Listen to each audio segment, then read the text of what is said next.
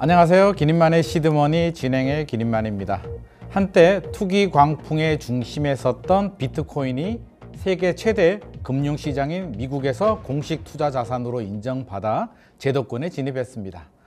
그동안 비트코인에 투자하려면 가상자산 거래소에 계좌를 만들고 또 별도의 코인 지갑을 만들어서 보관을 했어야 됩니다만, 이제는 증권거래소에서 비트코인이 포함된 ETF를 주식처럼 쉽게 사고 팔고 하는 시대가 되었습니다.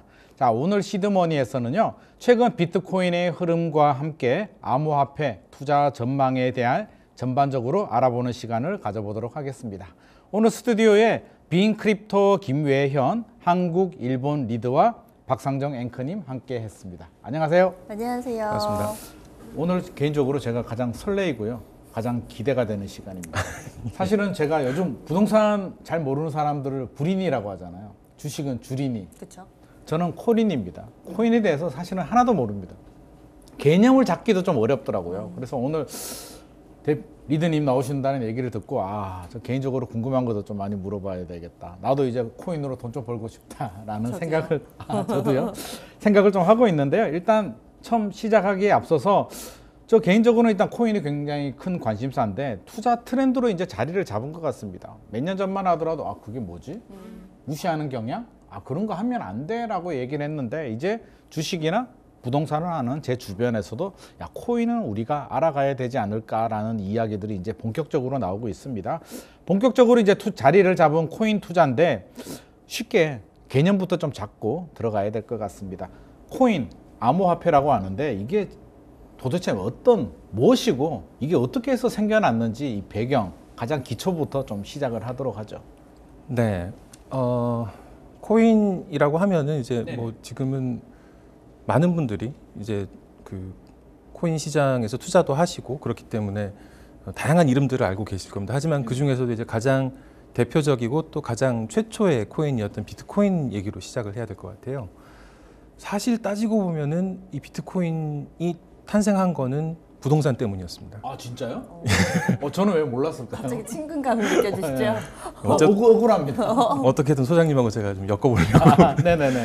2008년 그 미국에서 서프라임 금융위기가 터졌을 때 네네, 그 원인은 부동산이었죠. 네. 네. 근데 이제 그때 은행들이 많이 무너지고 이러면서 망했지 맞습니다. 않습니까, 미국에서. 네네. 미국 금융 시스템이 붕괴된다 이런 우려가 굉장히 글로벌 많아지던 금융위기. 그런 그 시절에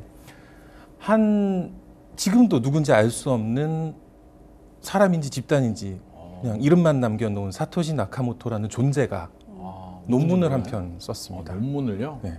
그 논문 제목이 비트코인 1:1 전자화폐 시스템이라는 제목이었습니다. 와. 그 이제 이 사람의 문제의식은 그거였어요. 금융기관이 이렇게 무너지고 또 금융기관을 구제하기 위해서 국가 재정이 투입이 되고 네. 이 서프라임 당시의 상황을 갖다 계속 보면서 이거는 신뢰할 수가 없는 건 아니냐. 그러니까 은행에 나의 재산이 들어가 있고 그 기록을 은행이 온전히 보관을 하고 있는데 은행이 무너지면서 내 자산이 어디 갔는지도 모르겠는데 그걸 국가가 구제해 준다면서 내가 냈던 세금을 쓰고 있고 이거는 좀 부당하다. 그렇네. 이런 그렇죠. 문제의식을 네네. 갖고 쓴 논문이었습니다. 논문이었어요? 네, 논문이었습니다. 이 사람의 아이디어는 뭐냐면은 그런 식으로 하나의 기관에 우리가 돈을 맡기는 그런 거래를 온전히 거기만 기록할 게 아니라 네. 여러 사람이 같이 동시에 이걸 기록하면서 한번 네트워크를 만들어 보자 이런 얘기였습니다. 그러면 예를 들어서 우리가 국민은행, 신한은행, 우리은행, 하나은행에 예금을 하게 되면 한 군데에 있는 정보가 아니라 그 정보를 여러 명이서 이렇게 같이 가지고 뭐 그게 은행이 될 수도 있고요. 또는 네네. 개인이 될 수도 있겠죠. 예를 들어 네. 소장님하고 앵커님하고 이렇게 우리 세 명이서 네. 네트워크를 하나 만들었습니다. 그래서 제가 앵커님한테 10만 원을 주고 앵커님이 소장님한테 한 또 20만 원을 드리고 네. 소장님은 저한테 아무것도 안 주고 한 상태다. 네. 그 상태를 우리 셋이서 같이 기록을 하는 겁니다. 같이 기록하고 그게 블록체인인가요? 일단 조금만 네네. 더 있으면 이제 블록체인이 나오는데요. 예. 네, 그렇게 이제 기록을 하는 겁니다. 그러면은 이게 아까처럼 이제 은행에 완전하게 은행이 모든 기록을 갖고 있는 그 시스템보다는 그 은행은 지금 사실 그 우리 각자의 계좌에서는 그게 다 안 보이지 않습니까? 다 맞습니다. 은행이 다 갖고 있지 않습니까? 그거는. 네네. 근데 그게 아니라 우리가 다 갖고 있으면 은행이 무너지더라도 이 기록은 살아 있지 않느냐.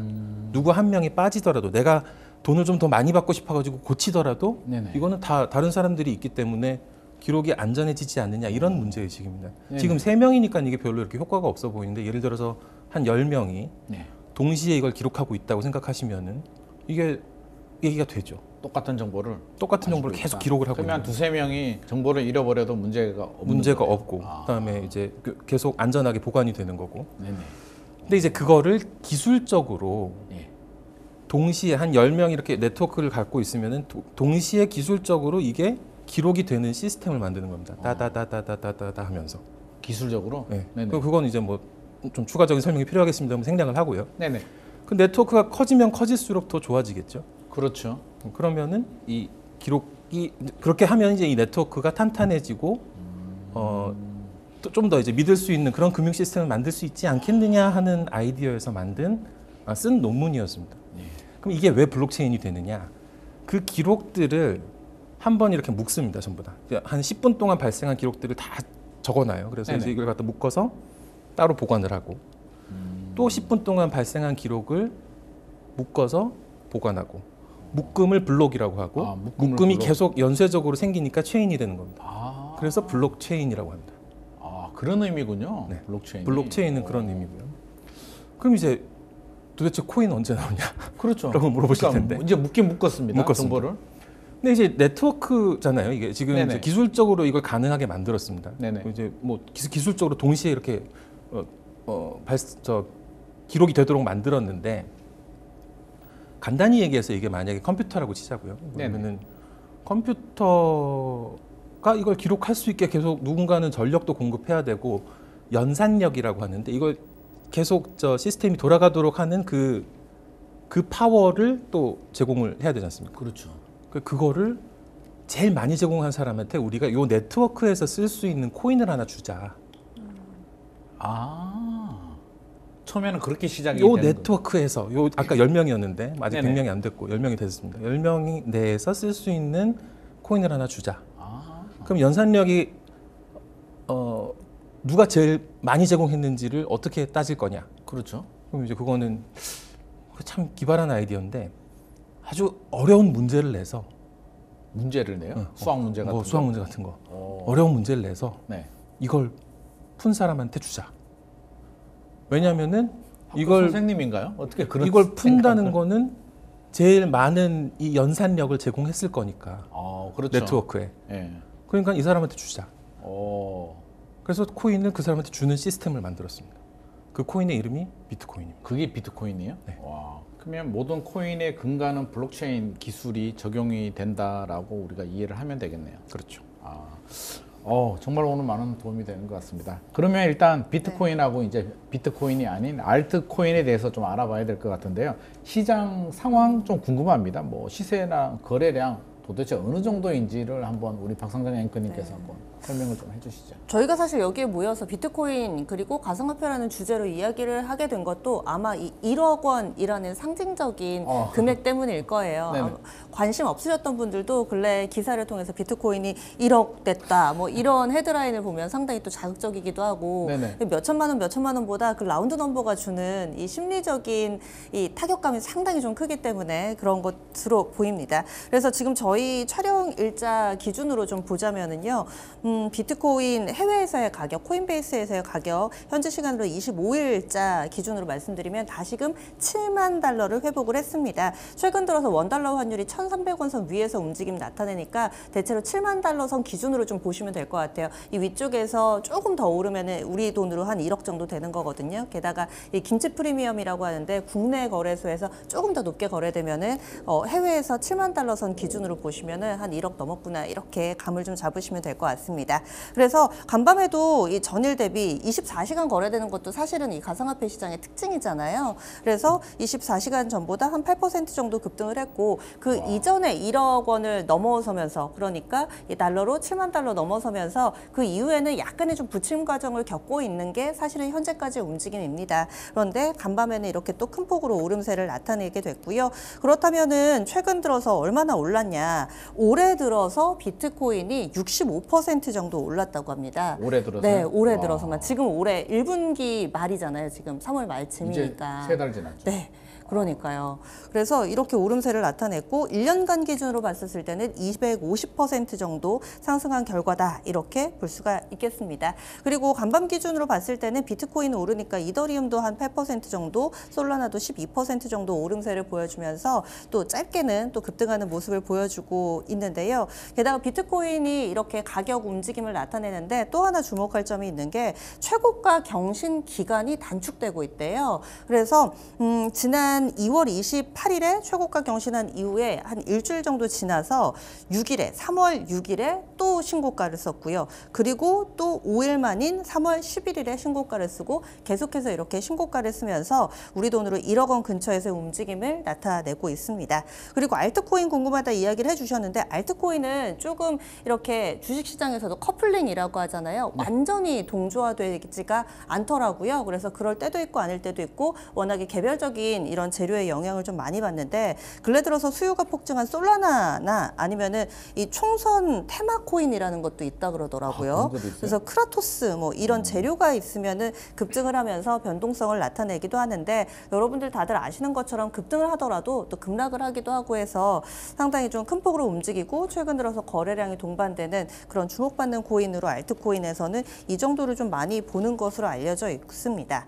네, 그래서 최근에 이런 알트코인 내에서는 비트코인으로 쏠림 현상 때문에 오히려 더 빠지는 이런 알트코인들도 있다. 이런 분석들도 나오고요. 와, 이게 올해 들어서 65% 올랐다고 하니까 우리가 부동산 주식은 아무것도 아니다라는 생각도 들고 사실은 제가 웃고 있습니다만 제가 웃을 수가 없습니다. 왜냐하면 작년 이맘때인 것 같아요. 작년 봄에 이제 친구를 만나서 커피 한 잔을 먹었는데 친구가 제가 코인을 모르니까 공부 좀 하라고 이제 10만 원을 사줬습니다. 제 계좌를 개설해주고 10만 원을 사줬는데 한 2달 지나서 한번 보니까 이게 4만 원으로 떨어졌더라고요. 2달, 3달 지나니까. 그래서 제가 친구 욕을 맡겼습니다. 아니 이게 뭐 이런 걸 추천하냐고 했는데 최근에 제가 까먹고 있다가 이제 방송 주제가 잡혀가지고 보니까 이게 18만 원이 넘었더라고요. 10만 원짜리가 4만 원으로 갔다가 이제 18만 원으로 올라갔는데 제가 가슴을 쳤습니다. 4만 원 할 때 샀어야 되는데 라는 생각을 많이 했는데 네. 종목을 추천하셔야 되는 거예요. 아 정말 너무 억울합니다. 그래서 저는 개인적으로 궁금합니다. 제 상식으로는 부동산 또 올라도 1년 만에 이렇게 이게 몇 배입니까? 4만 원에서 18만 원이면 4배 정도 올랐는 것 같은데 비트코인이 1억을 돌파했다, 뭐 이렇게 급등했다, 뭔가가 있는 것 같습니다. 그 이유가 뭔지 설명을 좀 해주시죠. 네, 일단 비트코인 최고점이 지금으로서는 3월 14일에 기록했던 달러 기준으로 7만 한 3,700달러 정도 선인데요. 사실 수요와 공급이 굉장히 많은 그 가격 움직임에 굉장히 많은 부분을 차지하는 그렇죠. 게 또 코인 시장이기도 합니다. 첫 번째는 이제 그 올해 초로 이제 이미 예고가 되어 있던 뉴스였는데 네. 비트코인 현물 ETF를 미국의 증권거래위원회 SEC가 승인을 할 것이다 라는 게 작년 한 7월쯤부터 계속 얘기가 나왔었습니다. 일단 개발 재료네요.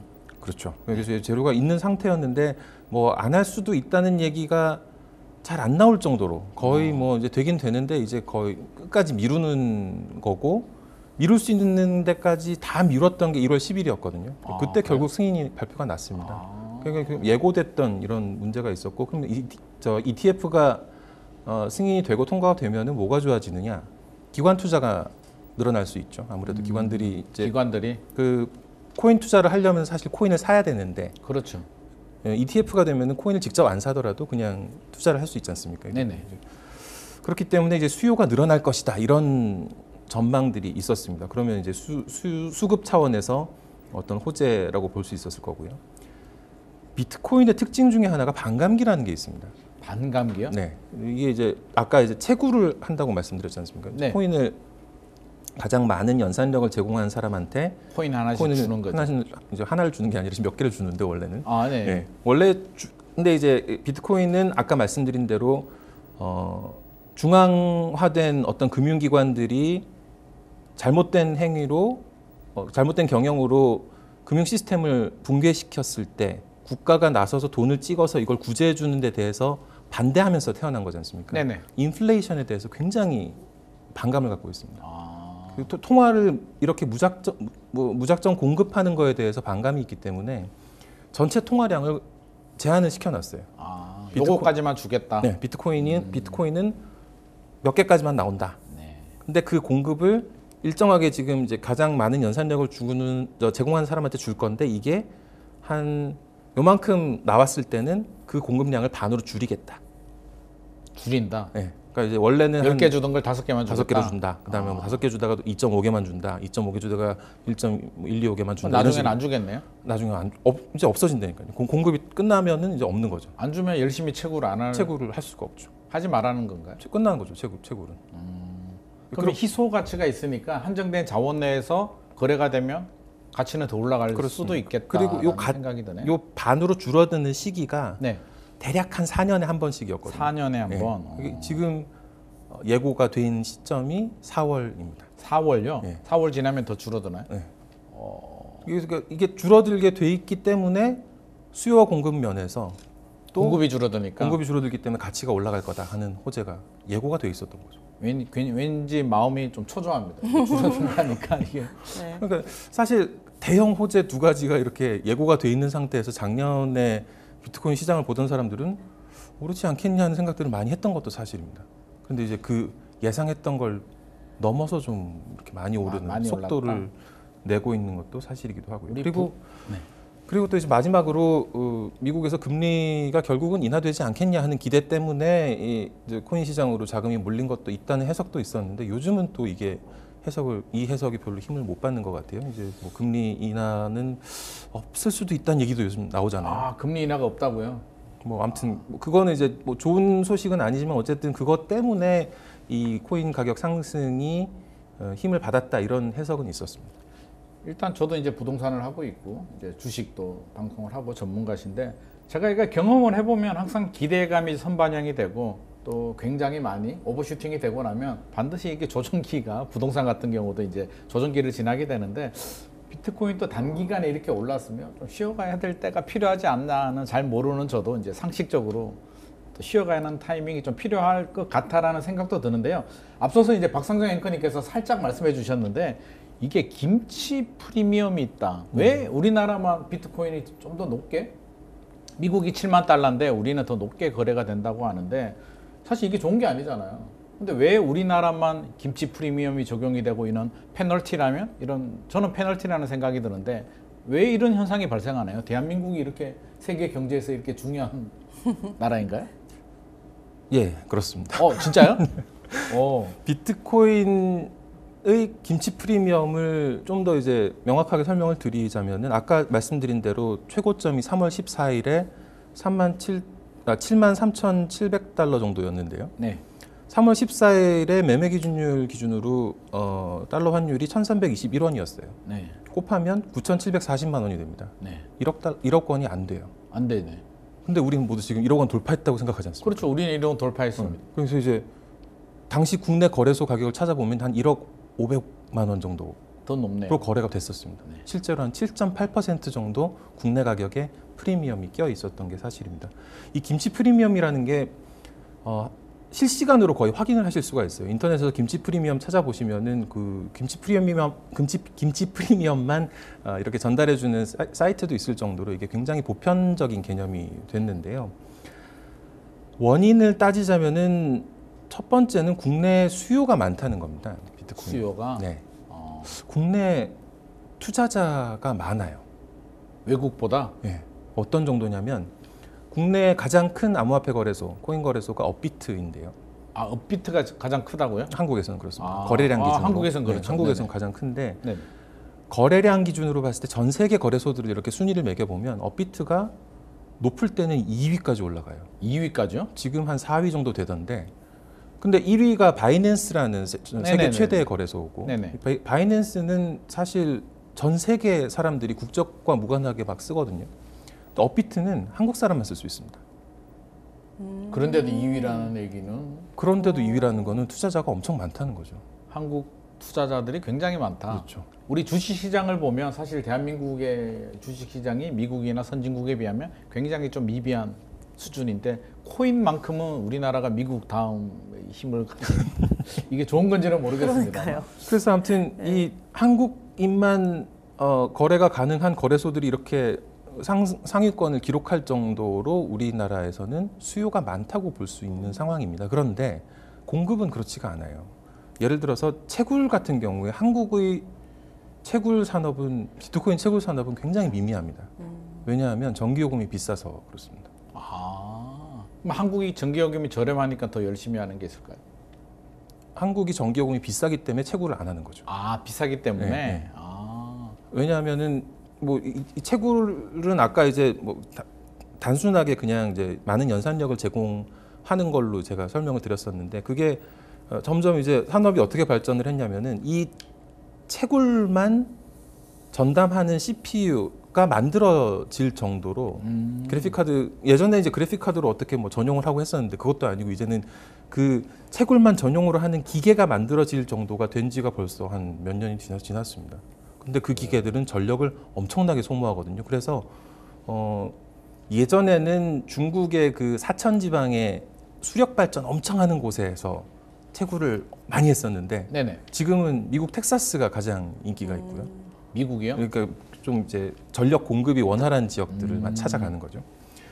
어쨌든 이제 한국은 채굴이 그렇게 원활하지 않기 때문에 한국 내에서 채굴해서 공급되는 거는 그렇게 많지가 않습니다. 수요는 굉장히 많은데 우리는 거래만 많이 하는. 거래는 많은데 채굴이 안 지금 생산을 못 하고 있는 겁니다. 비트코인을. 또 한 가지는 말씀하셨던 대로 24시간 거래되는 이 아이템이지 않습니까? 네네. 그러면은 거래 시장이 전 세계 곳곳에 있거든요. 가격 차이가 약간 나면은 거래하는 사람들이 싼 데서 사다가 밖에서 비싼 데서 팔아서 이 차익을 보고 그걸 계속 반복하다 보면은 가격이 비슷해지고 하는 그 재정 거래, 아비트라지가 일어나게 돼야 되는데 우리나라 외환 규제 때문에 이게 원활하게 일어나지가 법적인 않아요. 문제. 그렇죠. 그래서 이렇게 하면은 이제 사실 외국에 싼 데서 사온 게 공급되는 효과가 있어야 되는데 그것도 공급이 안 되는 겁니다. 그러니까 그냥 내부에서 계속 거래를 하다 보니까 가격이 올라가죠. 이게 진짜 알아보니까 더 새로운 또 시장이라는 생각이 듭니다. 일단 이제 미국 제도권에 이제 비트코인이 진출을 했는데요. 미국 비트코인 현물 ETF 승인 주요 내용하고 운용사, ETF 운용사 거래 현황 간단하게 좀 소개를 한번 해주시죠. 네, 올해 1월에 말씀해주신 내용인데 1월에 결국에는 승인이 됐습니다. 작년 말에 하니 많이 뭐 미뤄지니 연기됐니 막 말이 뉴스가 많았죠. 정말 많았었잖아요. 네네. 근데 결국에는 그 데드라인까지 임박한 시점에서 승인이 됐습니다. 근데 사실은 이번에 비트코인 현물 ETF가 상장 승인을 받은 거고요. 원래 현물로 상품 거래소에서는 거래가 이미 이루어지고 있었어요. 2017년 12월에 시카고 옵션 거래소에 이 비트코인 상장을 했습니다. 그리고 또 제도권으로 들어온 이번에 상당히 좀 의미 있는 성과라고 볼 수 있는 지난 1월에 이 현물 ETF 상장을 미국에서 승인을 한 상태고요. 그렇다면은 미국이 처음이냐? 그래서 전 세계가 이렇게 뜨겁게 열광을 했느냐 보면 처음이 아니라고 하더라고요. 저도 그래요? 이번에 알았는데 먼저 2020년에 독일하고 그리고 그 다음 해에 캐나다도 이 현물 ETF를 출시를 했었습니다. 미국보다 먼저? 네. 아, 2020년하고 그렇군요. 21년에요. 근데 그때는 왜 시장이 이렇게 반응하지 않았냐 이렇게 알아보니까 단순하더라고요. 미국 시장이 커서 그렇습니다. 네, 미국 시장이 커서 지금 미국의 비트코인 현물 ETF 시장 점유율이 80%가 넘는데요. 그렇다 보니까 그럴만하구나라는 생각도 좀 하게 되고 그래서 현재 나와 있는 미국의 ETF 상품들을 쭉 보면은 한 10개 안팎이라고 하는데 이 부분 총 자산을 합하면은 우리 돈으로는 한 67조 정도 이 달러로 500억 달러 달러 정도 된다고 합니다. 그래서 여기에서는 굴지에 이런 운용사들이 상당히 많이 포함이 되어 있는데 뭐 블랙록이라든지 그리고 상당히 좀 많습니다. 인베스코 피델리티 그리고 ARK 이런 글로벌 운용사들이 많이 출시를 해 놓은 상황이고요. 그리고 운용 보수나 초반에 이렇게 앞다퉈서 상품을 출시를 하다 보니까 보수에 대해서도 여러 가지 좀 메리트를 주면서 뭐 처음에 6개월 동안은 운용 보수 안 받겠습니다. 이런 이벤트들도 많이 한 걸로 알려져 있습니다. 저는 그런 생각이 들어요. 자, 제도권에 진입을 했잖아요. 이제 미국 증권거래소에서 ETF가 그 비트코인 ETF가 거래가 되는데 만약에 제가 미국의 그 FRB 의장이거나 어떤 금융을 관리하는 입장이라면 미국이 기축통화국이잖아요. 달러의 힘을 가지고 미국이 강대국이 됐는데 이 비트코인이라고 하면 앞서서 이제 설명을 주셨듯이 반제도적인 취지에서 출발을 했는데 미국이 이 비트코인 ETF를 승인했다는 게 저는 좀 굉장히 의외로 받아들이고요. 왜 이걸 할 수밖에 없는 상황까지 왔는지 저는 그게 너무 궁금하거든요. ETF가 만들어지는 게 사실 뭐 그렇게 낯선 현상은 아니죠. 어떤 자산이 있을 때 ETF를 지수에 따라서 움직일 수 있는 어떤 펀드를 만든다는 거니까 사실 ETF가 말이 어렵지 영어로 보면 되게 쉽잖아요. Exchange Traded Fund니까 그렇죠. 거래소에서 거래되는 펀드. 네.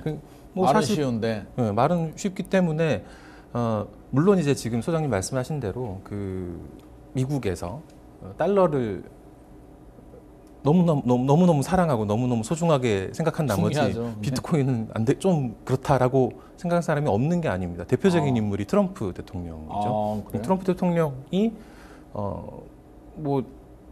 그거는 못 받아들이겠다라는 입장을 계속 밝히다가 최근에 입장을 바꿨어요. 바꿨어요? 네. 받아들이겠다고? 받아들이겠다까지인지 모르겠는데 그 정확한 워딩이 지금 생각이 안 납니다만 이 트럼프 대통령이 뭐 자기 관련된 굿즈를 만들어서 파는 경우들이 종종 있지 않습니까? 네네. 이번에 스니커즈 운동화를 이렇게 굿즈로 팔았나 봐요. 네. 그랬는데 결제 수단 중에 비트코인을 넣었던 모양입니다. 그랬는데 이제 나중에 보니까는 너무 자기가 생각했던 것보다 너무 많은 사람들이 코인으로 이거 결제를 하니까 네. 그 다음에 이제 인터뷰에 나와가지고 비트코인에 대해서 어떻게 생각하냐 그랬더니 그 자체로서 어떤 좀 생명력을 갖게 된 것 같다. 그러면서 좀 의미를 부여하네요. 뭐 어떤 좀 새로운 형태의 통화가 됐나? 뭐 나는 그건 못하겠지만은 뭐 그냥 그런 사람들하고 같이 사는 방법을 고민을 해봐야 될 것 같아. 뭐 이런 얘기를 굉장히 하게 전향적인 반응인데. 그렇죠. 그래서 비트코인이 아까 말씀드린 대로 15년 됐습니다. 네네. 어마어마한 뭐 획기적인 변화를 가져오기에는 좀 짧은 시간이었는데 사실 이렇게 달러가 소중하고 사랑스러운 뭐 하는 사람들조차도 그렇게 생각하는 미국의 지도자조차도 이 정도까지 생각하게 만든 거면은 좀 큰 성과를 거둔 게 아닌가. 저는 15년이 굉장히 놀라운 변화라고 생각하거든요. 주식이 뭐 몇천 년 된 건 아니잖아요. 주식도 결국에는 100년 또는 그 이상 그 정도 기간인데 15년 만에 주식을 어떻게 보면 거래량을 본다면 뭐 주식을 위협할 정도로 굉장히 부동산, 주식, 코인 3대 시장에 진입했다는 건 저는 굉장히 큰 의미가 있는 것 같고 일단 미국은 현물 ETF, 미국의 비트코인 현물 ETF에 이어서 영국 비트코인 ETN 승인 가능성이 또 꼽히고 있어요. 그러면 ETN은 또 뭔지, ETF하고 뭐가 다른지 우리 박상정 앵커님께서 설명을 좀 해주시죠. 앞서 ETF, 네. 익스체인지 트레이디드 펀드잖아요. 네네. 펀드가 F고 여기서 N은 노트, 채권입니다. 채권이요? 네. 그래서 운용하는 주체가 좀 다르다고 보시면 될 것 같은데 ETF는 자산운용사가 운용을 하고요. 그리고 ETN, 이건 채권이니까 증권사가 이 자기 회사가 가지고 있는 신용에 기반을 해서 그래서 채권을 발행한다. 이 차이점이 있습니다. 그러면 ETN을 만들었을 때 거기에 기초 자산이 되는 이 가상자산을 어떻게 할 것인가 이 부분도 좀 궁금하실 텐데 어느 정도 좀 신뢰성을 가질 만한 그런 업체에다가 위탁을 한다고 해요. 그래서 뭐 영국, 유럽연합, 미국 이런 데서는 자금 세탁 방지 라이센스라는 게 있는데 이것을 취득한 수탁업자에 의해서 관리할 방침이라고 합니다. 그리고 영국에서는 이런 부분들을 하겠다, 추진을 하겠다라고 이야기를 하면서 지난 3월 11일이었습니다. 상장 신청받겠다고 ETN 상장 신청받겠다고 지금 밝혀놓은 상황 상황이고요. 일부 매체 보도에 따르면은 5월 28일에 이 ETN이 상장될 예정이라고 합니다.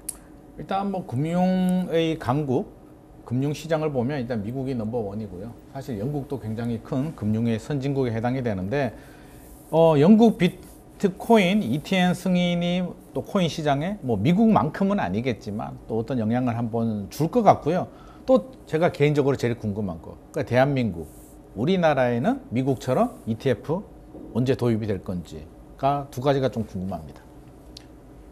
일단 그 영국 ETN 같은 경우에는 말씀해 주신 것처럼 그 ETF랑 약간 다른 구조를 가지고 있고 증권사들이 이걸 이제 운영을 하게 될 건데 지금 영국 같은 경우에는 ETN에 기관 투자자는 허용을 하는데 개인 투자자는 허용하지 않겠다라는 방침을 내놓은 상태입니다. 그건 또 왜 그런가요? 개인이 하는 건 좀 못마땅한 거죠. 아직은 좀 불안. 기관 먼저 하고. 근데 그것도 그렇다고 해서 개인이 코인 투자를 못하게 하는 게 아니기 때문에 개인은 직접 하고 기관이 그 직접 할 수 없는 기관이 ETN을 이용하도록 하는 이런 좀 약간의 이원화된 정책을 띠고 있다고 보면 될 것 같습니다. 한국도 지금 사실은 그런 상황에 가까이 가고 있어요. 지금 정부에서는 일단 부정적 입장을 냈거든요. 아직도? 그러니까 예를 들어서 1월 10일에 미국에서 그 10건의 현물 비트코인 ETF 승인이 나왔던 날, 그날인가 그 다음 날인가 우리 금융당국에서는 국내 금융사는 이 비트코인 현물 ETF를 중개하거나 발행하는 거는 허용할 수 없다라는 방침을 냈습니다. 이유가 미국과 다른 우리나라의 법 체계 때문에 미국 사례를 적용하기 어렵다. 그게 첫 번째 이유고요. 미국하고 다르다. 두 번째는 이게 기존 정부 입장이나 자본시장법에 위배될 소지가 좀 있어서 좀 적용하기 어렵다는 거였습니다. 기존 정부 입장이라는 게 2017년 12월에 이 코인 뭐 일종의 열풍이 불던 시절에 맞아요. 투기 과열에 대한 대응 정책을 내면서 금융기관이 가상자산을 보유하거나 매입하거나 담보로 취득하거나 지분 투자하는 것을 금지시켜 놓은 상태입니다. 법적으로요? 법은 아니고 일종의 가이드라인이 지금 그때 만들어진 거죠. 네네. 그러고 이 자본시장법으로 봤을 때 현행 법상으로는 코인이 기초자산에 해당이 되지가 않습니다. 법적으로도 그래서 이 투자를 할 수가 없는 상태인 거죠. 일단 기저에 깔린 거는 변동성이 높고 또 이 시장 조작 같은 그런 위험이 크기 때문에 시기상조다 이런 판단을 하는 걸로 봐야 될 것 같은데 다른 한편으로는 지금 이 총선을 지금 앞두고 있지 않습니까? 네네. 여야에서는 ETF에 대해서 한마디씩은 다 지금 거들어 놓은 상태입니다. 야당이 조금 더 적극적인데 민주당이 지난 2월 달에 그 가상자산 관련 정책을 발표를 하면서 현물 ETF 발행 상장 거래를 모두 허용하겠다. 이런 입장을 냈습니다. 국민의힘이 가상자산 관련 정책을 별도로 내지는 않고 정책집을 냈는데 거기에 ETF 관련된 내용은 없습니다만 다만 이제 언론 보도를 보면은 이 민주당하고 ETF에 대한 ETF 발행 허용 방침에 대해서는 어느 정도 공감대가 형성돼 있다는 그런 얘기가 나오는데요. 만약에 이제 이 공약을 양 당이 다 이제 이행을 하기로 하고 이제 국회에서 입법 추진을 한다면은 여러 법제가 이제 좀 정비가 되고 나면 승인이 되겠죠. 시간은 좀 걸릴 것 같습니다. 하지만 뭐 분위기가 그렇게 나쁘다고는 보기 어려운 거 아닌가. 저는 이 시대 흐름을 거부하기는 어려울 것 같습니다. 이미 뭐 미국 다음으로 우리가 뭐 굉장히 많은 거래를 하고 있는 상황에서 이거 언제까지 사실 법이나 제도로 막을 수 있겠습니까? 이 흐름 자체는 바꾸기는 좀 어렵다라는 일단 생각은 듭니다. 그렇죠. 국민연금 같은 경우에도 사실 작년 그 투자 포트폴리오를 보면은 코인베이스라고 미국의 가장 큰 거래소 주식을 매입을 했어요. 국민연금이요? 네, 그래서 일종의 이제 가상자산에 대한 간접 투자를 지금 시작을 한 것이라고 평가가 나오고 있는데 그런 걸 보면 시대를 반영하고 있는 흐름이기 때문에 우리 정부도 좀 그런 흐름을 거스를 수 없다는 소장님 말씀이 좀 일리가 있어 보입니다. 뭐 시대 흐름인 것 같고요. 앞서서 이제 리더님께서 반감기 이야기를 해줬습니다. 우리 뭐 광물 자원도 아니고 뭐 반감기가 있다고 하는데 네. 일단 제가 궁금한 게 이제 4월에 4차 반감기가 있고요. 1차, 2차, 3차 반감기가 있었을 거잖아요. 네. 그때 상황, 1차, 2차, 3차 때 어떤 시장 상황이었는지를 간단하게 좀 소개를 해주시죠. 처음에는 채굴을 하면 50비트를 줬대요. 50비트요? 네, 그게 처음이고 많이 그다음에 줬다. 1차 반감기는 말 그대로 반씩 줄어드는 거니까 네네. 25개. 25개요? 그리고 그 다음 해가 12.5개. 12.5개. 그다음 6.25. 이번에 반감이 되면 현재는 채굴을 하면 6.25라고 합니다. 이번에 반감되면 이번에 반감하면은 3.125비트. 3.12요. 네, 이게 4차 반감기에 이제 접어들게 될 거고요. 이건 뭐 이렇게 줄어들다 보면 언젠가 제로가 되지 않겠느냐 이런 얘기를 하는데 아마도 뭐 시장에서 얘기하는 건 100년 정도 걸릴 거다. 근데 기술이 발전하면 더 빨라질 거다. 뭐 이런 얘기들이 나오고 있더라고요. 그래서 이 4년 정도의 주기인데 이 주기가 조금씩 좀 줄어들고 있다고 합니다. 그러면 처음에 반감기는 언제였냐? 2012년이었습니다. 2012년 11월에 1차 반감기가 있었는데요. 고점 기준으로가 아니라 한 1년 정도 기준으로 해서 금액을 봤습니다. 그때 2012년 1월에 반감기를 할 때 당시의 비트코인 한 개당 가격이 $12였대요. 12달러요? 네. 그리고 나서 1년 만에 이렇게 시세를 체크를 하니까 $1242였답니다. 12에서 네. 1200요? 네. 100배? 네, 맞습니다. 와. 제가 숫자를 잘못 읽은 건가? 저도 좀 그러니까요. 저도 한번 네, 맞습니다. 100배입니다. 와. 100배인데 네. 그리고 나서 2016년 4년 단위니까 2016년 7월에 2차 반감기가 와요. 근데 이게 급등을 했다가 그 사이에 4년 동안에도 막 변동성이 있을 거잖아요. 그렇죠. 네. 그래서 2차 반감기 당시에는 $600대였답니다. 640달러대였는데 그리고 나서 1년 뒤에 시세를 보니까 $2,600였대요. 2,600. 네. 4배 정도 간 네 거죠. 배 정도네요. 근데 물론 이게 1년 단위로 봐서 그렇지 그 이후에도 쉬었다가 갈 수도 있는 거고 첫 번째 반감기는 지나고 1년 내내 쭉 갔대요. 그래서 100배가 오른 거고 그다음에 뭐 2차, 3차 반감기에는 한 6개월 정도 쉬었다가 이후부터 시세를 낸다든지 이런 부분이 있어서 이렇게 1년 기준으로 말씀을 드렸고 그 다음에 3차 반감기가 2020년 5월 달이었습니다. 그때는 $8,700를 기준으로 계산을 해보면은 그 이후 1년 지나니까 $58,000였대요. 58,000요? 네, 그러니까 거의 한 7배 정도, 7배? 6-7배 그 정도 된다고 합니다. 그래서 이번에는 업계에서 보는 건 4월 20일, 뭐 4월 말 그때쯤으로 예상을 하고 있다고 하는데 과연 뭐 이 날짜도 완전 딱 정해진 게 아니라서요. 네, 채굴 상황 봐서 조금씩 바뀔 수 있다고 하더라고요. 과거는 과거고요. 앞으로가 궁금합니다. 자, 4차 반감기 4월에 반감을 하면 과거처럼 또 이렇게 한 8배? 4배? 8배 이렇게 올라갈 수 있을까요? 그럼 지금 7만이니까 8배 가면 얼마예요, 이게? 몇 억 간다는 얘기가 될 것 같은데. 반감기 때 가격이 상승했다고는 하는데 네네. 그 그래프를 자세히 보면은 네. 반감기가 지나면 사실 가격이 한번 빠집니다. 이렇게. 아, 빠져요? 네, 빠졌다가 이렇게 나중에 올라가게 되고 그 반감기 때 몇 배를 기록했다라고 계산하는 방식이 사람마다 다릅니다. 그래서 그렇죠. 그 기준을 어디에 잡느냐에 따라 다르고 그런 게 있기 때문에 지금 뭐 몇 배가 될 거다, 7만 달러 기준으로 몇 배가 될 거다라고 얘기하는 게 참 어려운 면이 있겠죠. 그리고 네. 뭐 그 가격을 누가 맞추겠습니까? 아, 맞습니다. 다만 이제 그동안의 반감기를 기준으로 해서 가격 동향을 계속 연구했던 그 애널리스트 같은 경우에 반감기 6개월 전에 매수해서 네. 18개월 뒤에 파는 게 가장 적절한, 가장 그 가성비 좋은 그런 투자 방법이다라는 반감기 얘기를 6개월 전에 사서 18개월 뒤에 파는. 18개월 후에 팔자. 그러면 이제 4월이니까 6개월 전이면 작년 10월이죠. 이미 지나갔죠. 소장님이랑 저는 이미 틀렸네요. 이미 틀렸잖아요. 지금이라도 빨리 하지만 이제 남은 18개월을 우리가 좀 그럼 이제 매겨 보자. 2025년 10월까지인 거죠. 그러면 내년 10월까지 들고 있을 수 앞서서 있다. 중요한 힌트를 줬어요. 반감기 빠졌다가. 이후에 빠졌다가 네, 그때. 간다니까 빠졌을 때 제가 연락 한번 드릴게요.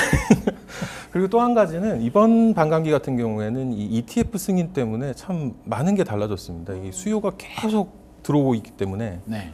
지금 아까 말씀하신 대로 ETF 낸 자산운용사들이 계속 매입을 하고 있거든요. 매입세가 약간 둔화되기도 하고 뭐 이런 경향은 보이긴 하는데 이 매입세가 계속되고 있기 때문에 가격이 과연 이전 사이클처럼 빠질 거냐 아니면은 이전처럼 똑같은 그런 가격 상승세로 나타날 것이냐 여기에 대해서는 좀 이론이 있습니다. 아, 그러게요. 저도 굉장히 궁금하네요. 네. 그렇다고 해서 이게 상식적으로 천정부지 올라가는 거는 또 바람직하지 않을 수도 있는데 또 과거 사례를 보면 올라갈 것 같기도 하고 진짜 알다가도 모르는 게 비트코인인 것 같습니다. 제가 좀 궁금한 그때 뉴스 보면 네.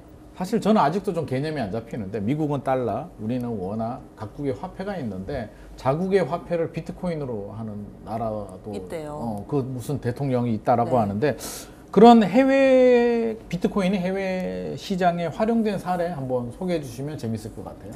엘살바도르입니다. 그 나라가. 엘살바도르예요? 네, 엘살바도르. 법정 통화로 지정한 나라가 엘살바도르인데 언제 했냐면은 2021년에 지정을 했습니다. 그래서 지금 2년 정도가 지났는데요. 사실 그 사이에도 비트코인은 굉장히 좀 변동성이 커서 국민의 이런 정서가 뭐 떨어질 때면 정말 나라 망할 것처럼, 그리고 또 최근 들어서는 거의 국민적인 영웅이 되는 뭐 이런 움직임을 나타내고 있을 정도로 엘살바도르 현재 법정 통화로 지정이 돼서 실제로 거래도 되고 있는 상황인데 전 세계에서 상당히 좀 관심 깊게 보고 있는 상황이고요. 그리고 아직 법정 통화는 아닌데 베네수엘라도 가능성이 높다고 하더라고요. 네, 베네수엘라도 이 지난 1년 동안의 비트코인 사용액이 10배 이상 증가했답니다. 저희가 앞서서 뭐 피자를 사 먹고 커피를 사 먹고 했는데 지금 엘살바도르나 베네수엘라에서는 그 상황이 펼쳐지고 있는 거고요. 왜냐하면은 이 두 국가의 공통점이 인플레입니다. 인플레요? 그래서 그렇죠, 자국 그렇죠. 통화의 가치가 떨어지다 보니 대안이 필요하고 이 모든 이들의 공신력을 좀 얻을 수 있는 대체제로 가상화폐, 특히나 비트코인이 이 눈에 들어온 거고요. 그리고 최근에 베네수엘라에서는 더욱더 인기를 더해가는 법정 통화를 지정을 해야 된다라고 이야기를 하는 이유가 지금 인플레이션율이 1,600%가 넘는데요. 그래서 국민의 한 90% 이상이 거지가 됐다, 뭐 이렇게 이야기를 할 정도로 인플레가 심각한 상황이고, 그러면은 베네수엘라에서는 왜 이렇게 비트코인을 좋아를 하냐 봤더니 앞서서 이 우리나라에서는 채굴이 잘 안 된다고 말씀을 해주셨잖아요. 그 네네. 이유가 전기료 때문이라고 했고, 네네. 베네수엘라는 전기료가 보조가 된대요. 네. 그러다 보니까 이 채굴을 하는 그런 움직임도 나타났었는데, 그런데 사익을 취하는 이런 행위가 불법이기는 하답니다. 그럼에도 불구하고 불법인데 채굴이 불법이라고요? 네. 그럼에도 많이 사익을 한다? 취하는, 네. 그럼에도 불구하고 상당히 좀 많이 이루어지고 있다고 합니다.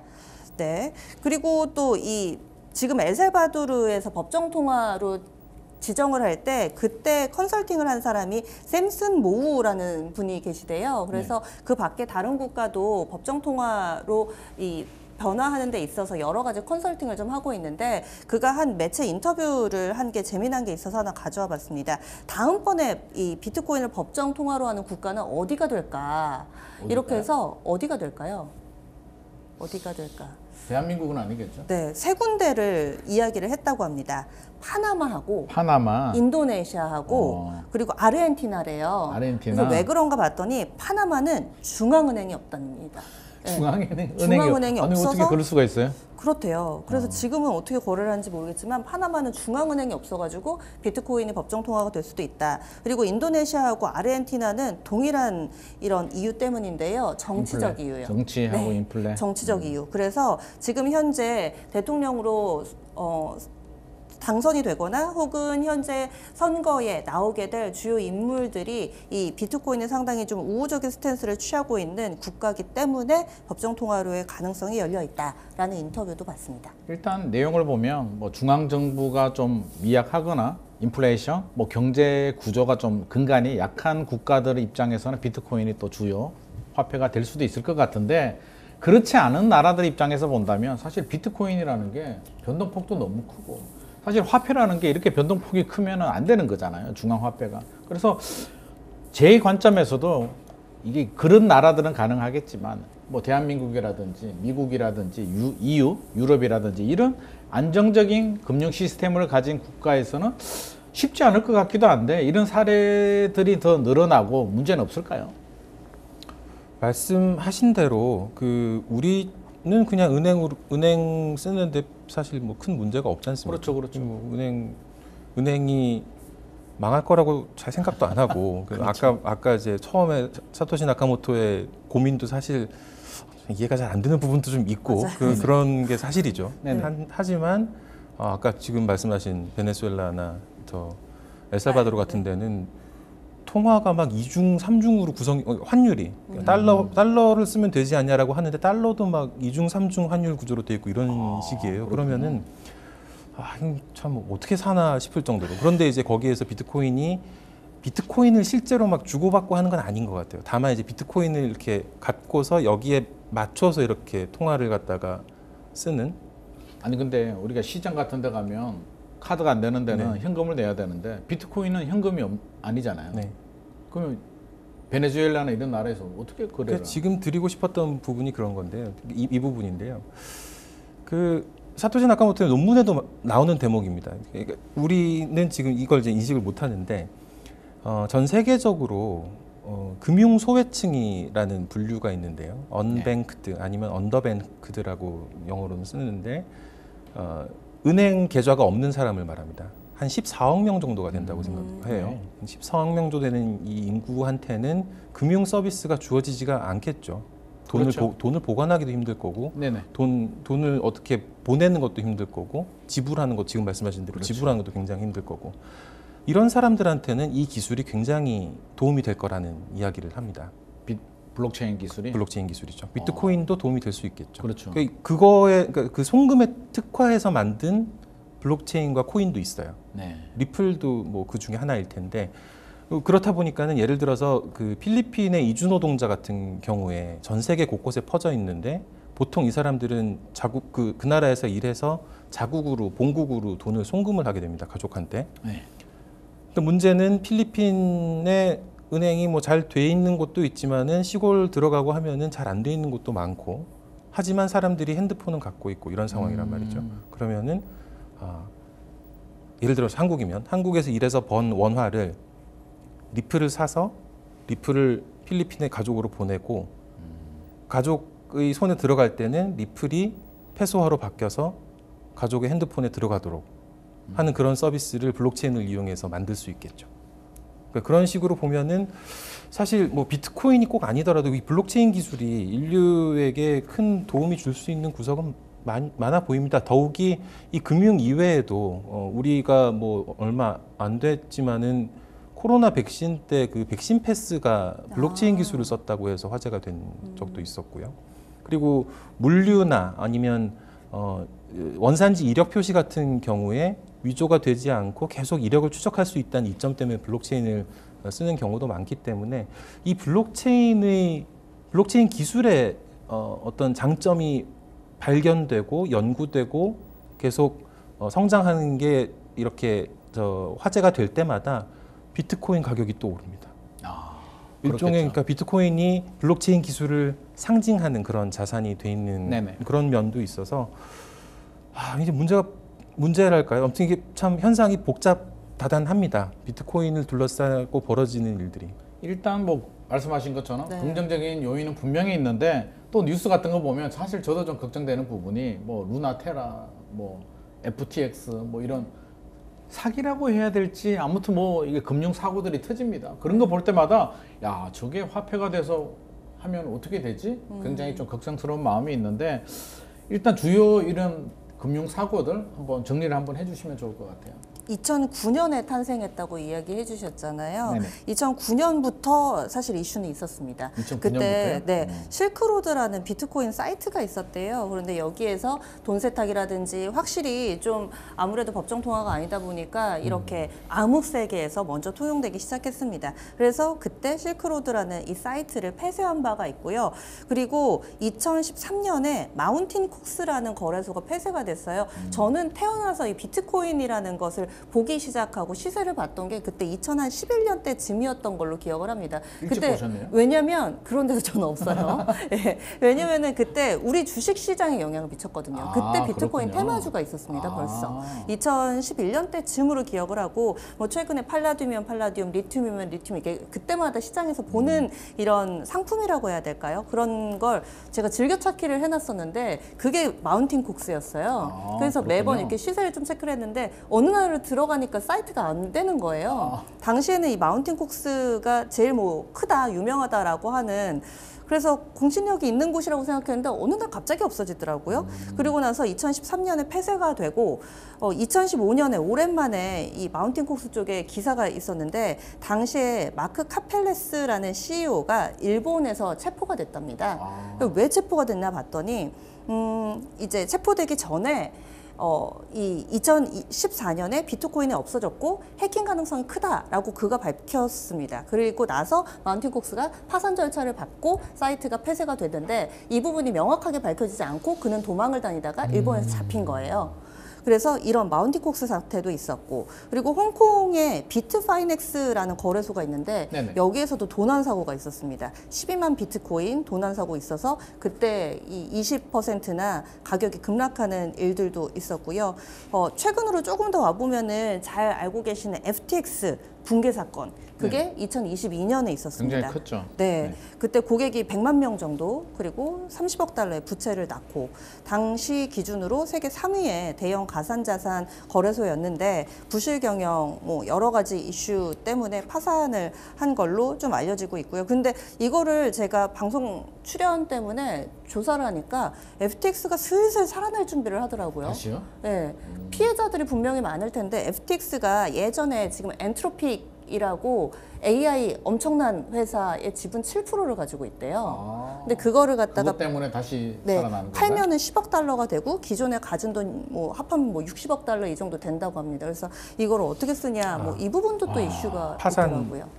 해서 네. 이제 저기 회생 절차 과정에서 네. 피해자들한테 이 보상하는 돈으로 쓰기 위해서 지금 자산을 매각하는 중입니다. 그러면은 그렇군요. 뭐 네. 근데 일단 뭐 매각해서 뭐 해주면 좋긴 한데 사실 좀 불안하긴 합니다. 뭐 거래소가 없어진다, 뭐 어떻게 된다 이런 걸 보면 맞아요.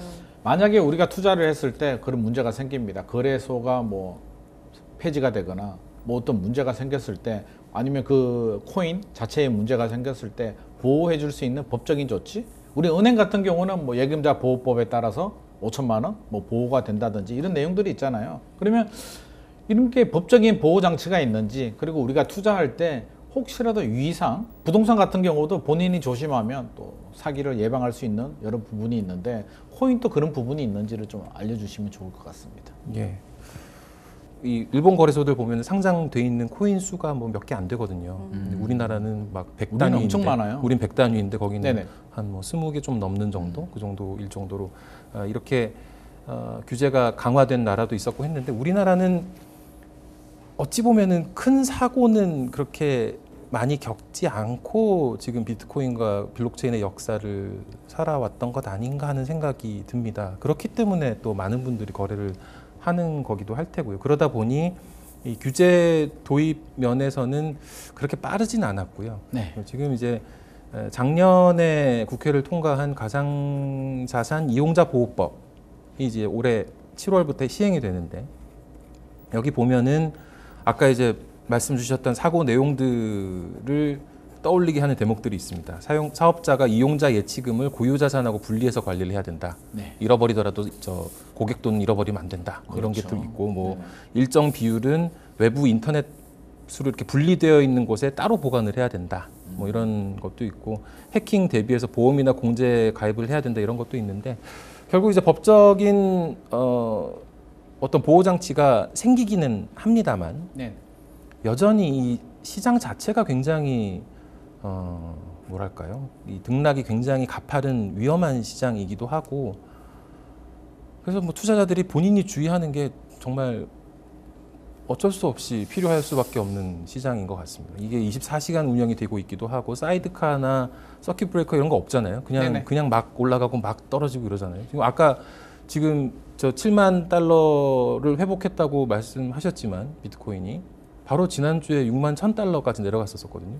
그 전주에 7만 3천 달러였는데, 변동폭이 굉장히 크군요. 지금 뭐 상승장이라고 하는데도 지금 이렇습니다. 그런데 다른 알트코인은 훨씬 더 변동폭이 크고, 이름을 잘 알 수 없는 코인들도 많고, 이러니까 투자자들이 계속 조심하는 수밖에 없을 것 같습니다. 일단 뭐 제도권에서는 안전적인 또 법적 안전장치를 만들어야 될 것 같고, 우리 투자자들은 또 본인 스스로가 또 본인 자산을 지키는 보다 보수적인 투자 전략도 필요할 것 같습니다. 마지막 질문이 될 것 같은데요.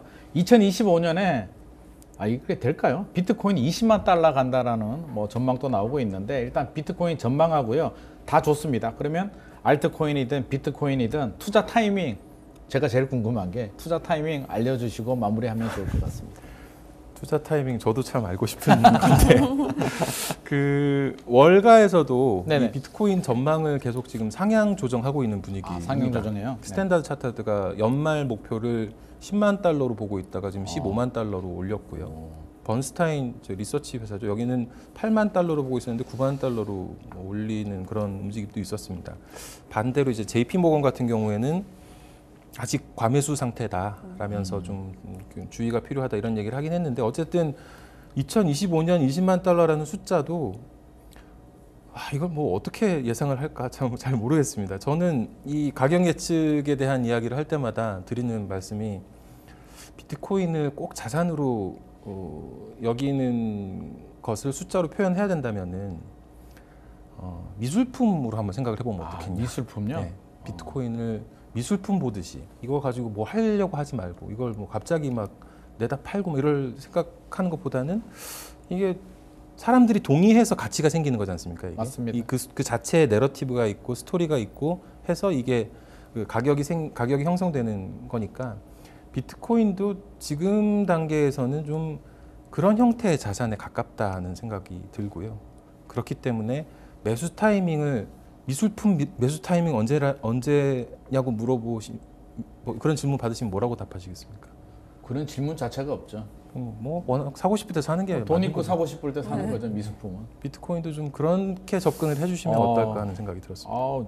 미술품이라니까 좀 느낌이 좀 오네요. 미술품을 언제 사고 팔고 하진 않잖아요. 그래서 우리 비트코인도 진짜 우리 주식이나 또 부동산 단기 투자처럼 그렇게 하면 안 될 것 같고요. 여유 자금이 되면 또 이렇게 장기 미술품을 사듯이 이렇게 투자하는 전략이 좀 필요할 것 같습니다. 자, 오늘 이렇게 좀 마무리를 좀 해야 될 것 같습니다. 이상으로 기린만의 시드머니 마무리하도록 하겠습니다. 오늘 좋은 말씀 해주신 두 분께 진심으로 감사드립니다. 네, 오늘 김외연 리더님과 박상정 앵커님과 함께 다양한 비트코인 이야기를 나눠봤습니다. 시청자 여러분의 시드머니 투자에 현명한 판단이 되시길 바라겠습니다. 저희는 다음 이 시간에 더 재밌고 더 알찬 내용으로 찾아뵙겠습니다. 시청해주신 여러분 감사합니다.